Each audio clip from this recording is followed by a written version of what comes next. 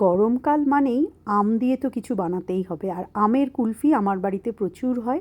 আমি এইভাবে আমের কুলফি প্রায়ই বানিয়ে থাকি, তো সেটাই ভাবলাম আজকে তোমাদের সাথে শেয়ার করি। তো প্রথমে দুটো বড় আম নিয়েছি, আর আমগুলো একটু বড় সাইজের নেবে, তাতে সুবিধা হয়। তারপর মুখটা কেটে এরকম ছুরি দিয়ে ফাঁক করে চেষ্টা করবে ভেতরের আঁটিটাকে বার করা। এটাই হচ্ছে একটু টাইম টেকিং। আমি সাঁড়াশি দিয়ে টেনে বার করেছি।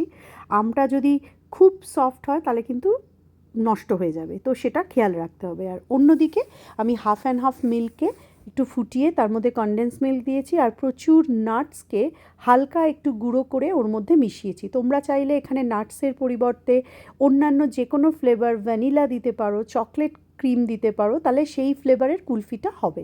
মানে ম্যাঙ্গোটা তো থাকছেই, তার সাথে অন্য ফ্লেভার তুমি অ্যাড করলে। এবার ওই যে কেটে রাখা আমটা তার মধ্যে ওটা ফিল করে দাও।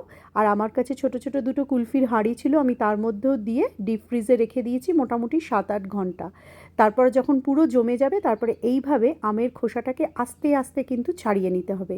হ্যাঁ, আর আমটা যখন ঢালবে তখন কিন্তু ওটা খোসা সমেতই থাকবে। তারপর গোল গোল করে ছুরি দিয়ে কেটে নাও।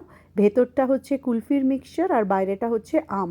এটা খেতে অসম্ভব ভালো লাগে। একবার তোমরা প্লিজ ট্রাই করে দেখো, দেখতেও সুন্দর, খেতেও